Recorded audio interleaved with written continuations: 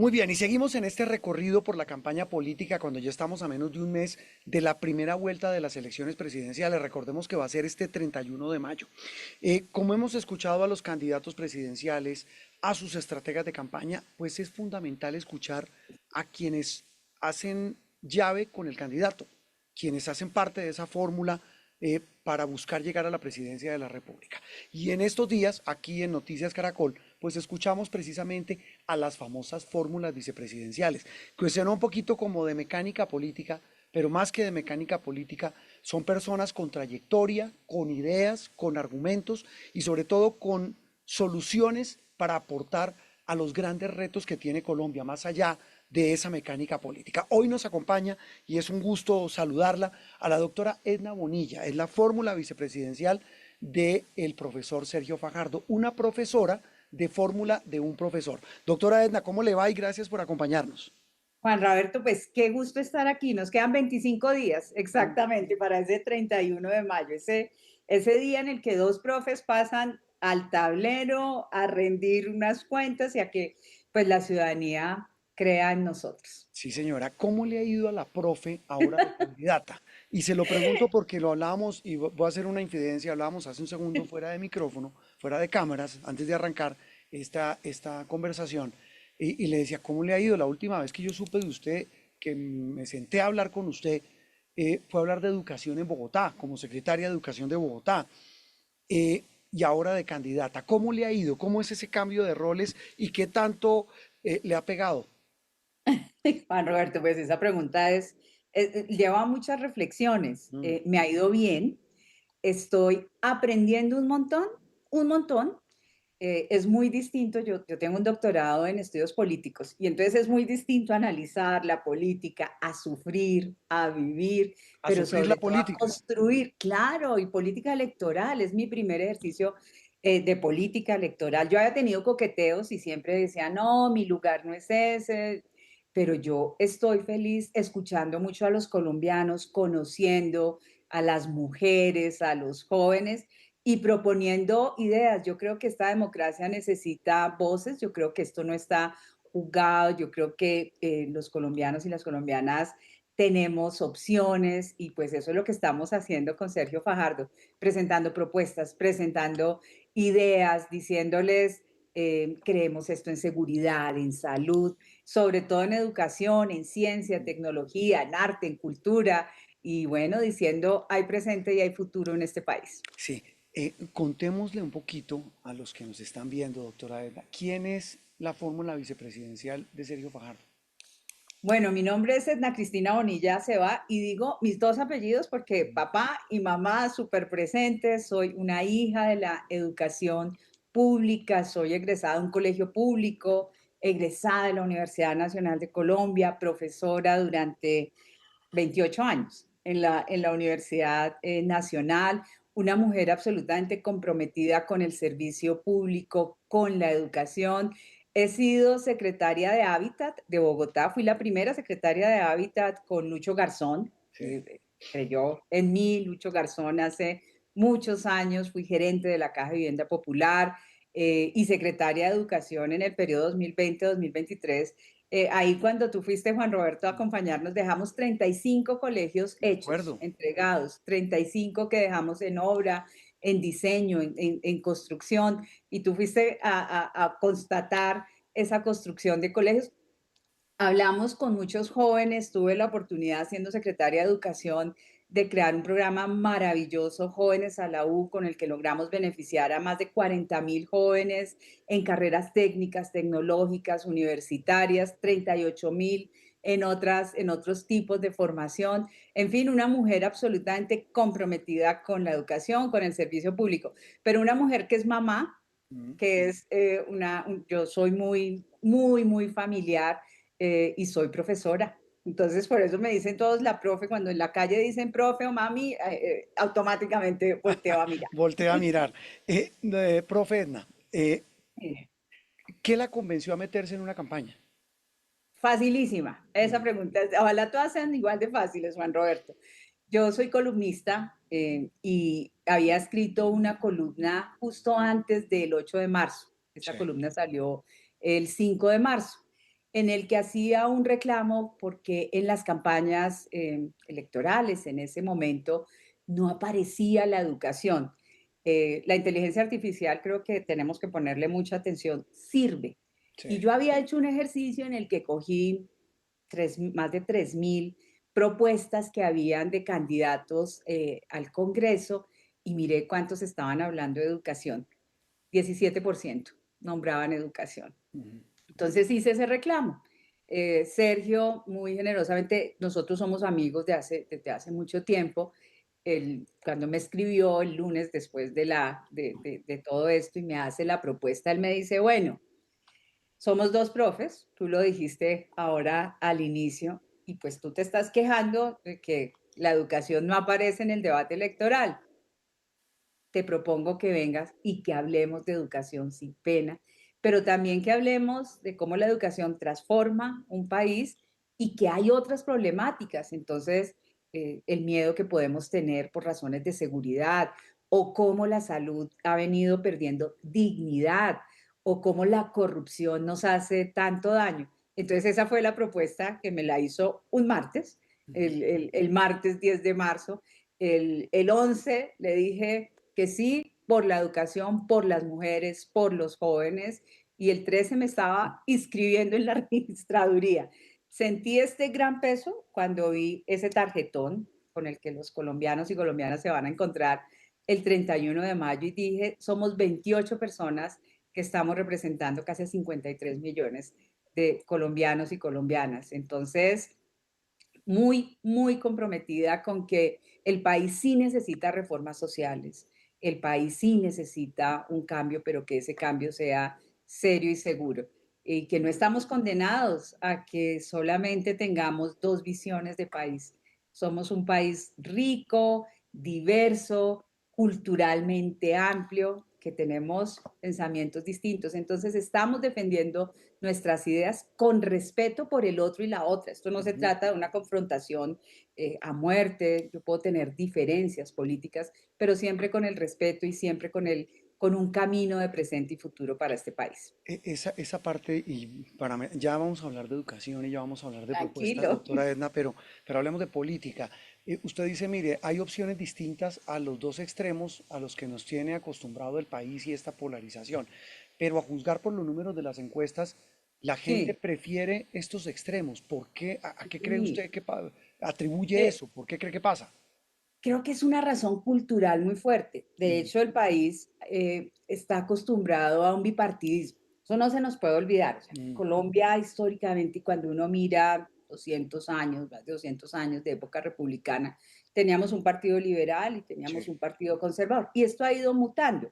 Cuando usted le pregunta a la gente, sobre todo antes de época electoral, se catalogan, se identifican como centro, pero después terminan votando por miedo, por temor, o porque a este no llegue, o porque el otro le tengo pavor y quiero que llegue, o porque odio a esta y Ujú. a esta otra persona. Estos días, Juan Roberto, y no me voy a desviar, pero leí una crónica que me impresionó. Un señor, dos adultos, 79, 84 años, el de 79 años mató al de 84 años, porque el uno era petrista y el otro era uribista. Yo le quiero decir, a mí esas cosas me conmueven. No podemos tener un país que tenga solamente esas dos. Entonces, claro, las encuestas no nos favorecen. Yo creo que vamos a dar una sorpresa porque creo que los colombianos y colombianas vamos a hacer un voto libre, un voto que nos lleve a pensar en el presente y en el futuro del país. Entonces, eso es lo que nosotros estamos haciendo hoy, diciendo, de acuerdo, hay unas causas sociales que las ha tomado la izquierda y hay una idea de seguridad que muchas veces la ha tomado la derecha. Yo les digo, nosotros con Sergio Fajardo lo que hacemos es escuchar y decidir con evidencia y tomar posición. Porque es que a veces nos dicen, no, es que el centro no toma posición. No, el Sí. centro sí toma posición. Y en esta fórmula lo que nosotros decimos, como hemos gobernado, nosotros sabemos del dolor que pueden tener las personas, pero también sabemos de las soluciones, de las ideas, sabemos de gestión, sabemos de resultados. hemos aprendido a escuchar mucho a las personas, pero a encontrar salidas juntos. Las reformas sociales son necesarias, Juan Roberto. Yo creo que el país ha cambiado y sobre todo en estos 4 años nosotros hemos tenido un cambio de país, pero esto no se puede hacer con politiquería, con gritos y demás, no, se hace presentando y mostrando que con la evidencia nosotros que hemos gobernado en distintos territorios podemos hacerlo muy bien para el país. Sí, alguien me decía, hablando de política, de mecánica política, que es que hoy las campañas que tienen plata para pagar bodegas, esas las campañas que les va bien. ¿Usted comparte la Es que tesis? Juan Roberto, ese tema es profundamente, yo creo que esa es una reflexión que quiero hacer Mm, después de que me pensione cuando ya haya sido vicepresidenta del país, los mecanismos de financiación de las campañas políticas. Estos días que se hizo una rendición de cuentas, miren, hay campañas que tienen 30.000 millones de pesos, nosotros 1.000. Eso quiere decir, hay campañas que tienen 30 veces más de los recursos. Y vaya, Entonces, claro, pregunte cuánto se tiran en pagar bodegas. claro, ¿cuántos se tiran y en hacer daño? Yo, que no tenía, ya lo estoy creando, este cuero político y demás, las redes, y hay unas redes que son mucho más, uf, son terribles y cómo lo atacan y demás.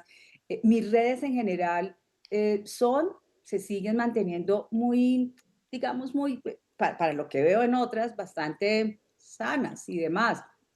Obvio, hay críticas, pero cuando uno, por ejemplo, hace una crítica respetuosa al gobierno, esto sale en unas bodegas, No, o cuando pues, uno toma alguna posición es fuerte. Entonces, la financiación de las campañas, las bodegas, el irrespeto por las ideas de los otros. Es que yo puedo tener amigos de un espectro político y de otro. Juan Roberto, una de mis clases es liderazgo en la Universidad Nacional y yo llevaba personas de izquierda y llevaba personas de derecha y no necesariamente personas que piensen igual, parecido a lo que yo pienso, porque mi labor como profesora no es formar a unos estudiantes en el odio, en la rabia, es formarlos en las propuestas, es formarlos en el respeto. Entonces, por supuesto, hay unas bodegas que hacen mucho daño al país y a la democracia, pero también hace daño el no debatir, Juan Roberto, porque sí, es que la democracia se construye con sí. voces, con debates, y no debatir también nos hace daño.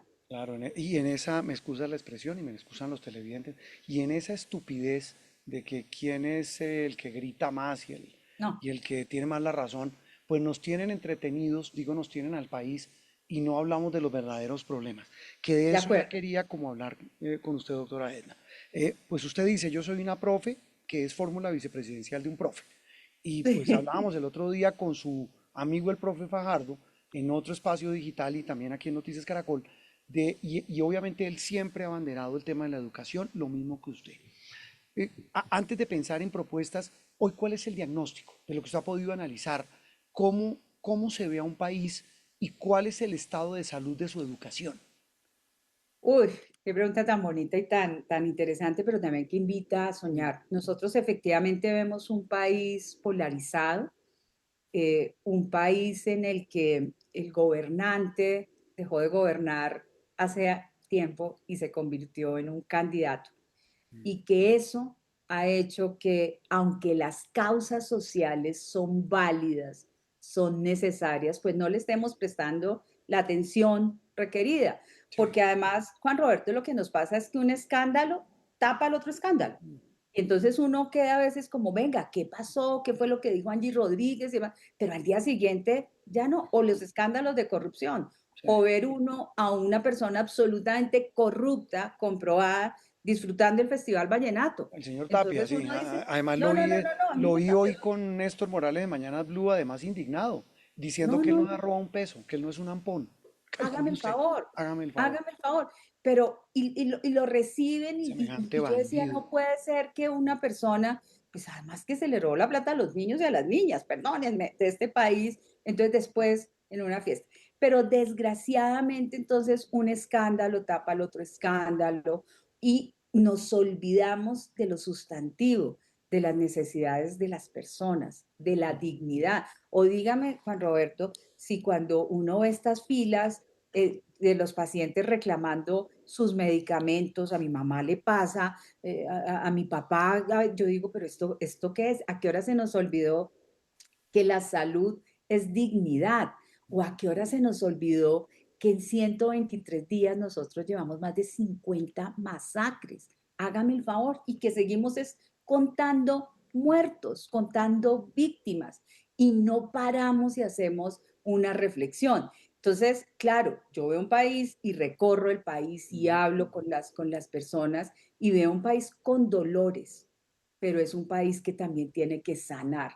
¿Y cómo es una forma de sanar? Con un gobierno que dé ejemplo, con un presidente que dé ejemplo, con una vicepresidenta que dé ejemplo de liderazgo, de respeto. Juan Roberto, yo sufro mucho, por ejemplo, lo que pasa con las mujeres en este gobierno, incluso con las mujeres periodistas. ¿Qué es lo que está sucediendo? Pero se nos olvida y pasamos y pasamos. Entonces, lo que nosotros estamos proponiendo es, vámonos a lo fundamental, a que tengo derecho a que mi hijo pueda salir al parque y no lo roben, o que tengo derecho a que la salud sea digna, o que no me puedo yo sencillamente decir Kevin murió por algo y se nos olvidó, o que un ministro nosotros aceptemos que diga los ricos también lloran. No, ese no puede ser el futuro para este país. Entonces, yo lo veo con esperanza. Yo creo que nosotros el 31 de mayo no necesariamente estemos condenados a eso. Entonces son dos profesores que están diciendo, además de ser profesores, hemos gobernado. Sergio lo ha hecho en Medellín, lo hizo en Antioquia, yo lo he podido hacer en Bogotá varias veces. Entonces no vamos a improvisar. Nosotros, ninguno de los dos tiene escándalos de corrupción. Cuando fui secretaria de Bogotá tenía a mi cargo un presupuesto de más de 6 billones de pesos. 6 billones de pesos es más que el presupuesto de muchas ciudades. Cero escándalos de corrupción. Obviamente, tareas enormes, retos grandísimos. A mí me tocó la pandemia. Entonces, ese país tiene que sanar para que no haya más hombres de 79 y 84 años matándose por política. Mm. Y ahí viene otra reflexión, doctora Edna, y es la de cómo se concilian estas reformas que usted dice hay que hacer con una situación tan grave como es la que vive hoy Colombia en materia de seguridad. Usted dice Seguridad. 50 masacres en 123 días y el tema es que la gente está desesperada. En las ciudades los atracan, los extorsionan, les paseo millonario y en el campo los matan o en el Claro, mejor de los casos los amenazan o los secuestran los como estos, extorsiona. exacto, como estos funcionarios del CTI o estos muchachos policías que llevan un año secuestrados en manos de estos miserables del ELN. Pero ¿cómo se concilian las dos cosas? Estas reformas que hay que hacer con un tema muy grueso que hay que emprender, que sin duda es el gran tema hoy en Colombia, que es el de la seguridad. Eh, Juan Roberto, Mm. dos elementos para contestar esa pregunta tan interesante. Lo primero, las reformas sociales son necesarias, pero hay que hacerlas bien, hay que hacerlas escuchando. Es que en este gobierno que se presentaron varias reformas, las reformas que lograron pasar es porque hubo acuerdo, conciliación y demás. Una reforma que no pudo pasar, pues era la reforma a la salud. Ese es el mejor ejemplo de lo que usted no puede hacer. Cuando usted desconoce lo técnico, pero también desconoce a los pacientes, pero también desconoce las distintas voces. Preocupación enorme, cuidar la Constitución Nacional.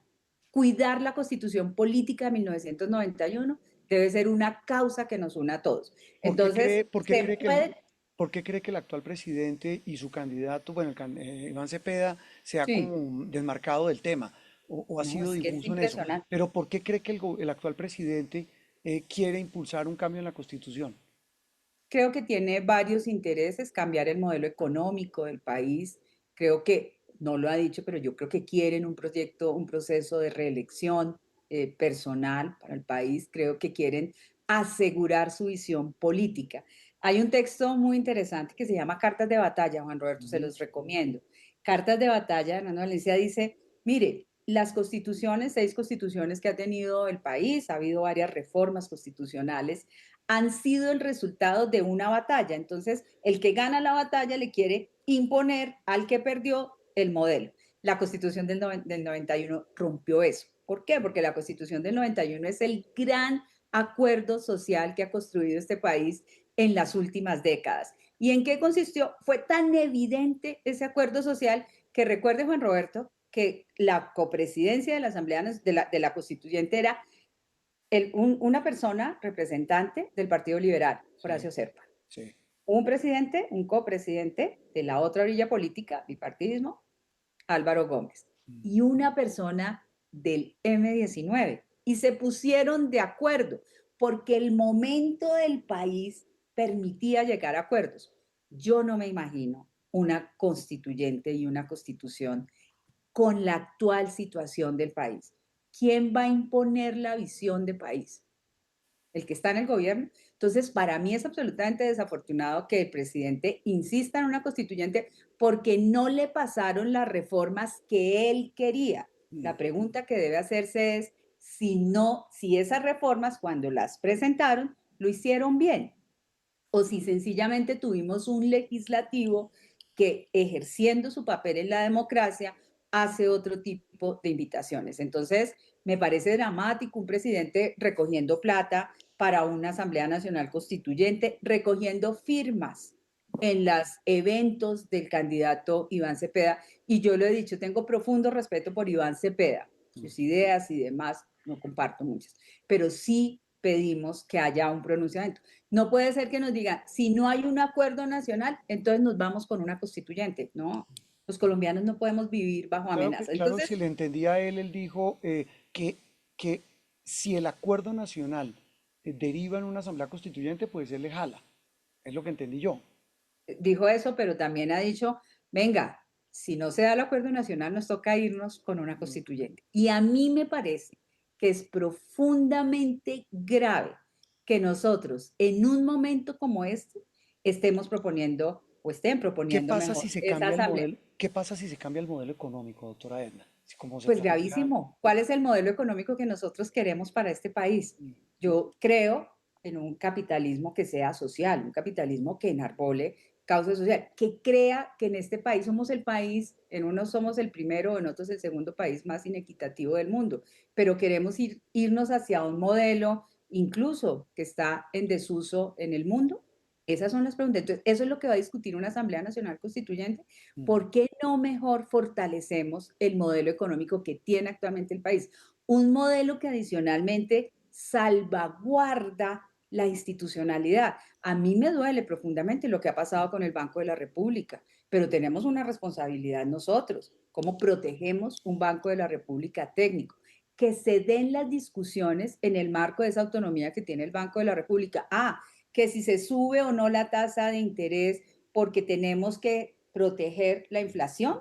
Mm. Esa discusión se da en el seno de una junta directiva del Banco de la República, de unos funcionarios del Banco de la República técnicos, pero todo eso puede estar en riesgo. Entonces, esa es, digamos, la primera gran preocupación. Yo creo, soy profundamente defensora de la Constitución del 91 porque es una constitución garantista. Es que antes del 91 nosotros no teníamos un Estado laico, por ejemplo, No había o no tutela. teníamos garantía, claro, o no teníamos la garantía de los derechos como el derecho a la educación, la tutela, hágame el favor, casi nada. Entonces vamos a poner nosotros en fragilidad esos grandes acuerdos que hizo la Constitución del 91. Creo que no es el momento. Por eso nosotros hemos inscrito un comité que permita proteger la Constitución durante dos periodos presidenciales, 2026, 2030, 2030, 2034.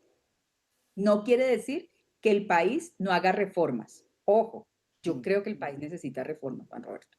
¿Sí? Yo creo que se necesita una reforma a la salud, pero una reforma a la salud seria, Mm. una reforma a la salud que realmente ponga en el centro al paciente. Eso usted lo puede hacer en el marco de la Constitución. Creo que se puede necesitar una reforma política en algunos aspectos, pero creo que no es el momento. Entonces, eso es lo que nosotros estamos proponiendo, fajarse la Constitución al corazón, defenderla y nosotros empezamos muy pronto porque estamos esperando la notificación de la registraduría y demás para empezar a recoger firmas que nos permitan proteger esa Constitución del 91 que es garantista y que sobre todo protege los derechos de las y los colombianos. Pero entonces le voy a Mm. contestar, Sí, porque la primera, le dije dos elementos sí.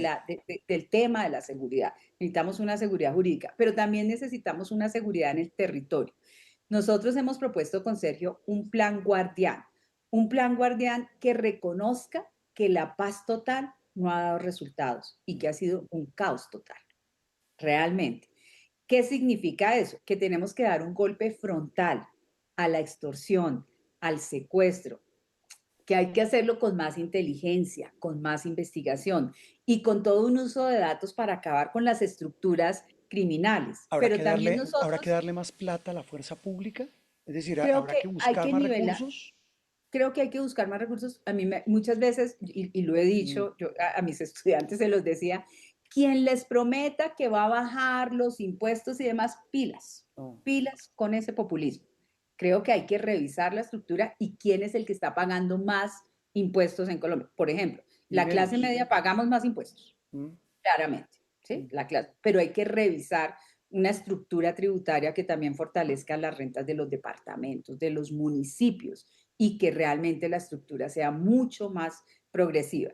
Pero, y hay que pagarle bien a la fuerza pública, hay que Sin pagarle duda. bien y hay que tener más recursos para la fuerza pública, porque es que si no, ¿cómo hacemos para atacar estructuras criminales? Muy difícil. O con una fuerza pública desmotivada. No, yo realmente soy una defensora de la fuerza pública, de quienes nos protegen a nosotros. Entonces, creemos que hoy, por ejemplo, nosotros necesitamos por lo menos 40.000 policías más, ¿cierto?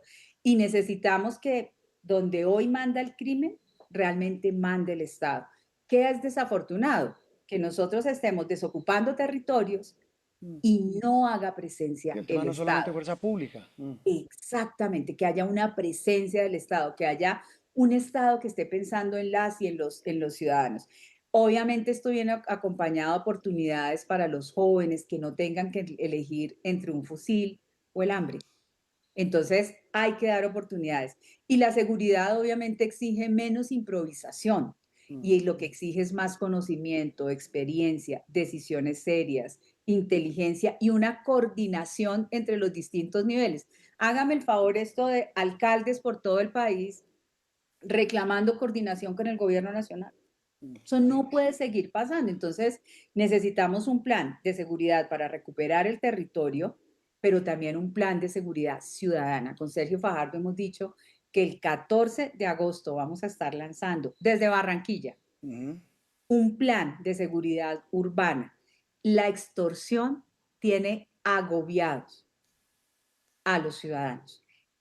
Los negocios pequeños que les están cobrando hoy en día lo que se llama la vacuna para que Sí. puedan seguir. Entonces, todo esto está dentro de un plan que se llama el Plan Guardián para volver a esa seguridad que requiere el país, una seguridad humana.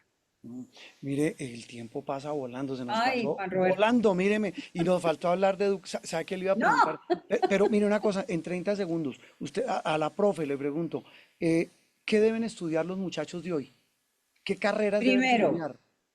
tenemos que hacerles una muy buena orientación socioocupacional a las y los jóvenes para que Sí. estudien para la libertad, pero también para que puedan tener sus ingresos. Entonces, nosotros tenemos una gran cantidad de propuestas para que haya oportunidades después del colegio y que sí haya camino.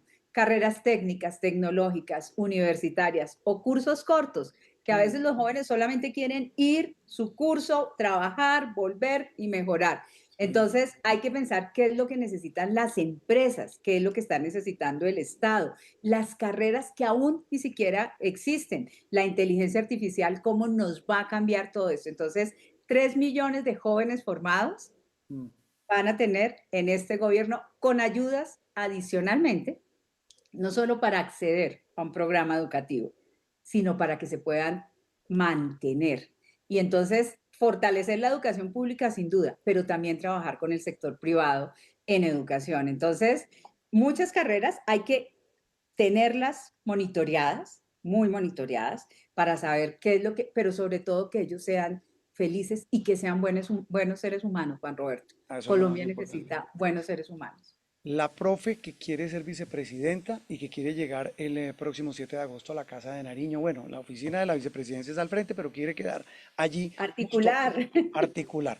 Doctora Ana Bonilla, gracias. Un abrazo y muy amable por No, habernos Juan acompañado. Roberto, un abrazo muy grande y a los televidentes. Gracias por la oportunidad. No, al revés, es la fórmula vicepresidencial de Sergio Fajardo aquí en Noticias Caracol en Vivo.